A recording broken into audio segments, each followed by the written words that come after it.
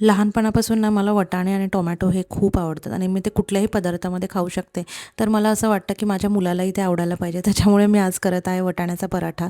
त्याच्यामध्ये घेतलेले आहेत उकडलेले वाटाणे, त्याच्यामध्ये थोडंसं अद्रक टाकलं आहे, कोथिंबीर टाकली आहे आणि आता हे छान परतून घ्यायचं आहे. थोडंसं तेल घ्यायचं आहे, जिरं, मोहरी, थोडंसं हिंग टाकायचं आहे आणि जे पण मिश्रण आपण वाटून घेतलं आहे ते सगळं टाकायचं आहे आणि ते छान परतून घ्यायचं आहे. त्याच्यामध्ये थोडीशी हळद, मीठ, जिरा पावडर, धना पावडर हे सगळं टाकून छान मिक्स करायचं आहे, परतायचं आहे त्याला आणि त्यातलं पाणी आटवायचं आहे आणि त्याच्यामध्ये थोडंसं मी चीज पण टाकलं आहे. खूप छान चव येते चीज टाकल्यावर आणि एक छान गोळा तयार होतो आणि थोडीशी कणिक घ्यायची आणि त्याच्यामध्ये हा गोळा खूप गुबगुबीत छान भरायचा, म्हणजे खूप छान फुलतात पराठे आणि एकदम मस्त लागतात. थोडासा जाड ठेवायचा म्हणजे दिवसभर मऊ राहतात पराठे आणि मी गॅरंटी देऊन सांगते की तुमचा टिफिन काय परत येणार नाही. चला तर आता तुम्ही पण ट्राय करा आणि मला नक्की कमेंट सेक्शनमध्ये सांगा ही रेसिपी कशी वाटली.